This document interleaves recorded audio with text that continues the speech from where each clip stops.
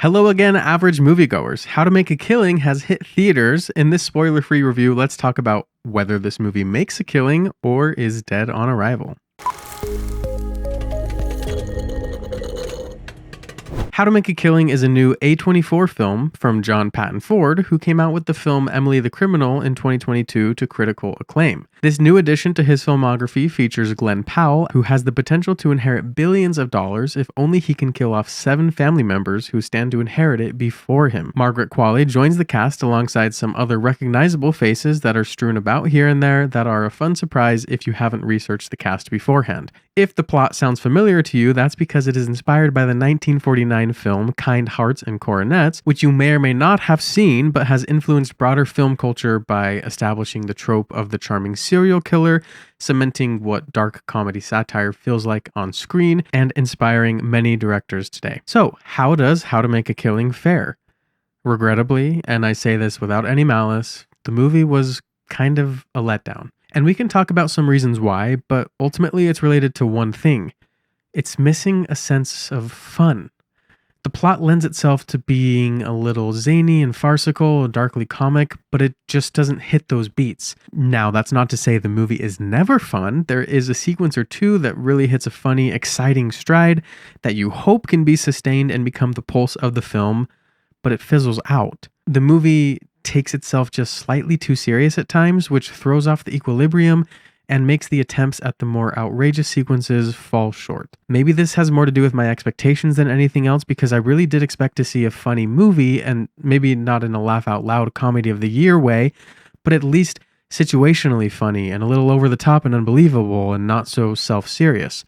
But the problem is that it really goes for that cynical social irony greed tone and grounds itself a little too much. But in grounding itself so much, it actually makes it harder to suspend disbelief. I expected the kills to be a little more memorable, more clever, more suspenseful, but there's really only one kill that rose to the occasion and was funny, risky, smart, tense, and emotionally charged. But let me drop that and focus on the good for a second, because this movie isn't a train wreck by any means.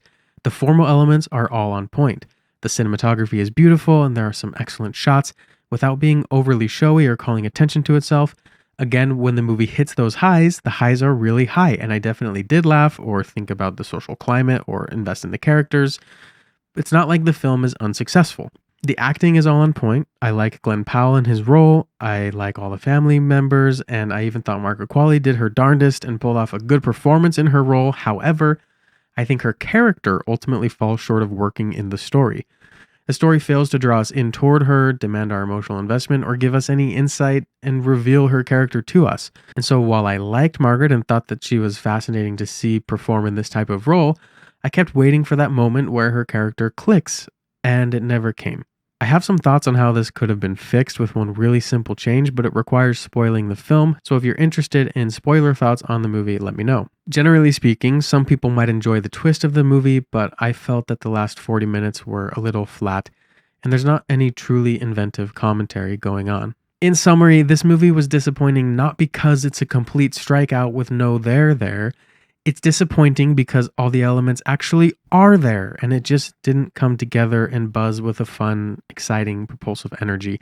And if it wasn't going for that, it didn't nail the dark comedy satire cynicism either. As my wife and I started walking to the car, feeling that silence between us, I just knew that she felt the same way, and she said it best when she broke the silence and stated that it just bored her at moments because there wasn't anything there to capture her attention. I genuinely hope we're the outliers and that everyone else sees something magical in this film that went over our heads. And so with that, I still recommend that you catch this movie in theaters because it might resonate with you or delight you, which is entirely possible. Like I said, all the elements are there. So that's it for me, you guys, and How to Make a Killing. Let me know what you thought of it. If you're planning on seeing it, be respectful, be courteous, back up your opinions, but remember that art is subjective, and above all else, keep watching movies and stay average.